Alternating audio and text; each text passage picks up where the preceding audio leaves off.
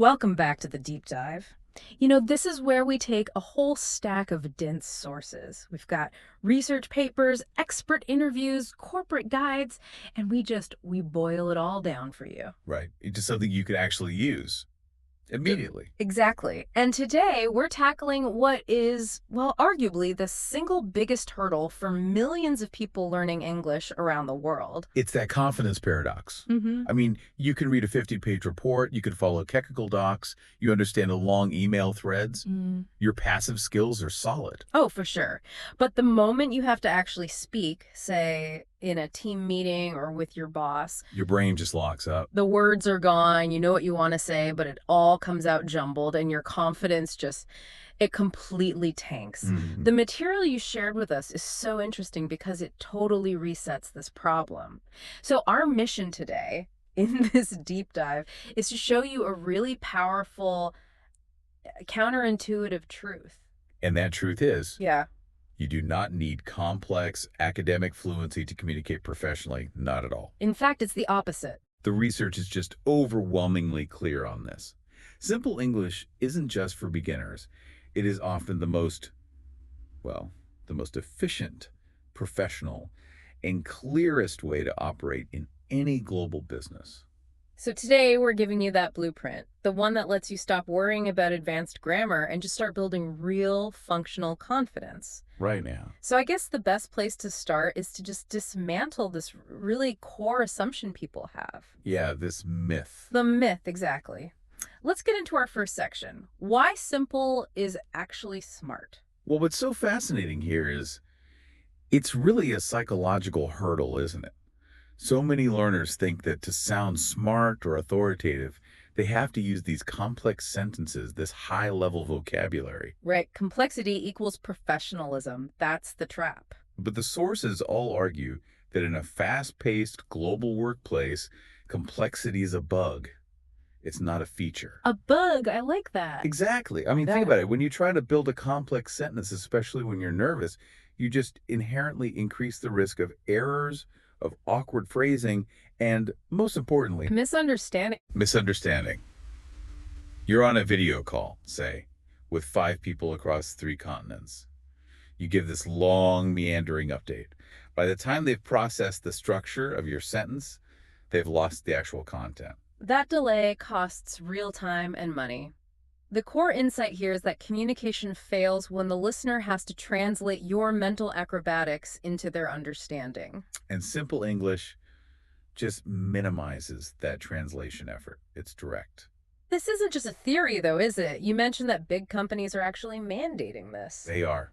Many multinationals actively train their staff in what they call international English or plain language. So what is international English exactly? It's basically English minus all the regional baggage. You avoid idioms, so not getting your ducks in a row. Okay. You avoid heavy slang, very specific accents. It just strips the language down to its functional core so that a team in Munich, Shanghai, and Dallas are all on the same page. Simplicity is the standard. So if you're a learner and you're worried that speaking simply makes you sound unskilled, The opposite is true. it makes you sound focused, clear, and honestly more professional in that global context. And that's the link to confidence. Employers want clarity and consistency far more than perfect grammar. When you stick to simple structures, you make fewer mistakes, and that consistency is the fastest path to building real confidence. And when you look at daily work interactions, they're already built for this, right? Asking questions, giving updates, confirming instructions. Requesting help. Small talk. None of it needs complex grammar. You're dealing with immediate reality, and that demands simple, direct language.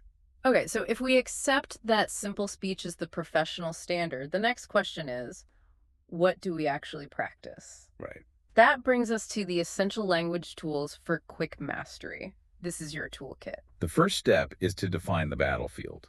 The sources point to 6 key scenarios for quick wins.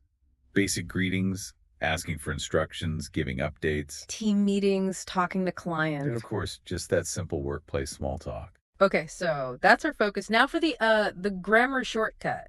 I know. because learners get so paralyzed trying to master every single tense. They do. Ugh. But the research we looked at says you only need to master three really reliable structures to cover, like 80% of your daily needs. And the first is the big one. It's the powerhouse, Yeah. the present simple. It's for everything that's fixed: routines, schedules, facts, company policies. It is direct and declarative. Can you give us a few office examples? Something beyond, I eat lunch. Sure. For a schedule, the meeting starts at 2 p.m. For a routine, I check email first thing in the morning. Or for a policy, our team uses the shared drive for all documents. It's just impossible to misunderstand. Perfect. Okay, second structure. The present continuous. This is for actions happening right now. It's vital for status updates, for showing you're engaged. It's about accountability. Exactly. You can say, I'm checking the final figures now. Yeah. Or the shipment is arriving this afternoon. It instantly shows you're on the task. And the third shortcut is mastering simple questions and polite requests. This is fundamental. We're talking about phrases like, can I ask a quick question? Or could you help me with this? Mastering those simple can I and could you forms is the gateway to solving problems without stress. Now, I can hear people thinking, okay, but if I only use those tenses, won't I sound, I don't know, repetitive? Won't my boss expect more complexity? That's a great question. And it gets to the heart of academic fluency versus professional clarity. In business, clarity always beats variety. Always. If you are clear, you are effective. The sources suggest you can add simple future tense later. I will send the report tomorrow. But the goal is never complexity for its own sake. Understood. Let's talk vocabulary then. We're not learning a dictionary, we're talking about a quick starter pack. Right, the 50 words that drive 90% of the interactions. We've got the crucial action verbs first. These are your workhorses: check, finish, send, update, explain, need, ask. Then we have the common nouns, the objects of those verbs. Mhm. Project, deadline, report, schedule, invoice, client, meeting.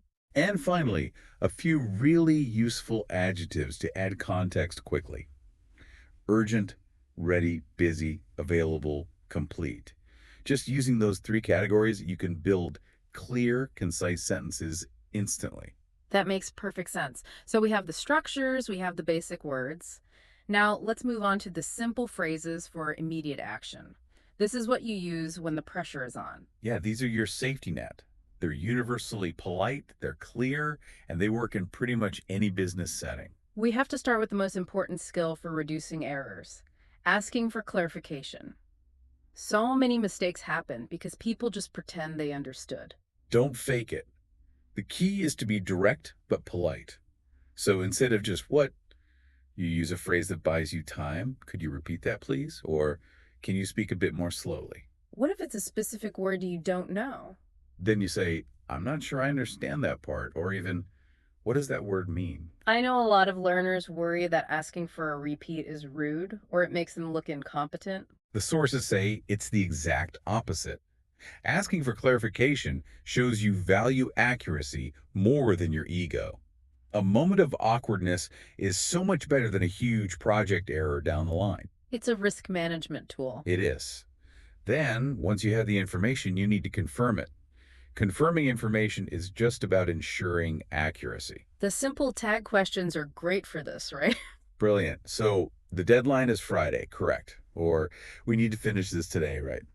It forces a yes or no and takes 3 seconds. Okay, moving on to giving updates. No one wants a 3-paragraph status email. No. Keep it short, declarative. I finished the first section. I will send the draft soon. Just focus on the action and the result. And there was a great phrase from the sources that shows competence and manages expectations. Ah, yes. I had a small problem, but I fixed it. I love that one. It signals progress while showing you're a problem solver. It's a perfect example of simple language carrying a really complex, positive message. And finally, for customer interactions, the basics are just clarity and respect. Simple things like, how can I help you today? Or, I will check that for you. Exactly. The sophistication is in your service, not your grammar. We've covered the words, the structures, but this is really all about mindset and culture, isn't it? It is. Which brings us to section 4, confidence building and cultural navigation. Because confidence, not grammar, is the real barrier. It's the biggest long-term issue. If you're hesitant, your message just gets lost, even if your English is technically perfect. So let's break that fear cycle. Strategy 1, slow down. Yes, when we're nervous, we speed up, and that guarantees mistakes. It makes even simple phrases sound jumbled. The goal is clear syllables, a steady rhythm. You don't sound unintelligent when you speak slowly. No, you sound measured, Hmm. deliberate, professional. Speed can even come across as impatience in an international context. Okay, strategy 2, keep it short. One simple idea per sentence. I need help. I finished the task. Resist the urge to connect everything with and or but. Which connects to number 3, repetition. Practice those key phrases. Greetings, clarifications, updates every day. Make them automatic. When they're automatic, you don't have to think about them, which frees up your brain to focus on the actual conversation. Now let's talk culture. Because this is a minefield for so many learners. What's polite in one culture might be seen as, I don't know, passive in an English-speaking workplace. This is a crucial insight. In many English-speaking environments, directness is professional. Saying, I need more time or I don't understand this might feel rude to some. But here it's expected. It's expected. It shows you manage expectations and respect deadlines. But what if I ask too many questions? Won't my boss think I'm not listening? Again, it's the opposite. The research shows that in this context, asking questions shows responsibility. It shows you're engaged and you want to avoid errors. Silence does not equal understanding. Okay, and what about meetings? That pressure to say something, anything, it can be paralyzing. Meetings do expect participation, but you can keep it small. Short phrases are perfectly fine and they're valued. I agree, or I think that is a good idea. Even just, yes, I understand. And we can't forget small talk. It feels unimportant, but it's really the glue. It really is. Those little chats about the weather or the weekend, they build relationships. They build what's called psychological safety. If you're comfortable with low-stakes topics, you'll be more confident when a high-stakes topic comes up. This whole blueprint is so actionable. Let's wrap up with section 5. Practice blueprints and next steps. How do you put this into practice tomorrow? Let's use a quick scenario from the sources. The first day at work. It shows how this all comes together. Okay, so the manager says, "Welcome to the team. Are you ready to dive in?" The new employee replies simply, "I'm good, thank you. I'm excited to start today." Perfect. Simple greeting, clear intention. The manager gives an instruction. First, please organize the files in the shared folder and then send an update. And the employee immediately uses the clarification tool. Sorry, can you repeat the first step, please? Organize the files. The manager confirms, yes, alphabetically, and the employee confirms understanding. Okay, I understand. I will send the update at 4 p.m. See, every part of that was simple grammar, but the whole exchange was professional, clear, and totally successful. And then later, they give a proactive update. I finished organizing the files. I am starting to label the reports now. And they use that great problem-solving phrase. I had a small access problem, but I fixed it. The entire day, navigated with simple English, builds their credibility from hour 1. That's the goal. So let's give everyone the full marching orders, the 7-day practice plan. Okay, day 1. Learn core phrases. Memorize 20 to 30 of those phrases we discussed. Clarification, confirmation, updates. Day 3, or wait, what's day 2? Right. Day 2. Contextual review. Write those phrases down next to the situation where you'd use them. So, I need more time goes next to when the deadline is impossible. Got it. Okay, day 3. Practice speaking with a mirror. Say the phrases out loud. Listen to your own voice. Focus on slow, clear pronunciation. Day 4. Shadow workplace dialogues. Find a video, a podcast, whatever. Listen to professional English and repeat their simple sentences. Get the rhythm. Day 6. Hang on, you skipped day 5. I did. Day 5. Active observation. Just listen at work. Pay attention to your colleagues. Write down 3 simple phrases a native speaker uses when they're under pressure. Learn from reality. Okay, now day 6. Speak at work. This is the big one. Commit to using 3 to 5 of your new phrases in real conversations. And finally, day 7, self-assessment. Review what worked, what didn't, and plan the 3 phrases you'll focus on for the next week. Make it a cycle. And once you're doing this consistently, you become an advanced beginner. The next steps are small, gradual expansions. Right. Building slightly longer sentences with simple connectors like and, but, because. I finished the report and I sent it to the client. It has a little length, but no complexity. And then you can refine your pronunciation, your stress, your rhythm. You're moving from just surviving to actually refining. So what's the final takeaway here? It's that you're not aiming for academic fluency. You're aiming for immediate, practical clarity and professional consistency. Simple English is the shortcut. It helps you understand instructions, ask questions without fear, reduce errors, and build those critical relationships at work. You don't need to be fluent. You need courage and consistency, The power of simple English is, it's globally accepted, it's incredibly effective, it just lowers the barrier to professional success. which means the most important and maybe the most challenging step isn't practicing grammar. It's not learning more vocabulary. So here's the final challenge for you. The critical step is having the courage and the discipline to stop preparing and to start using these simple, high-impact phrases in real conversations today. The conversation is waiting for you, and so is your next step forward.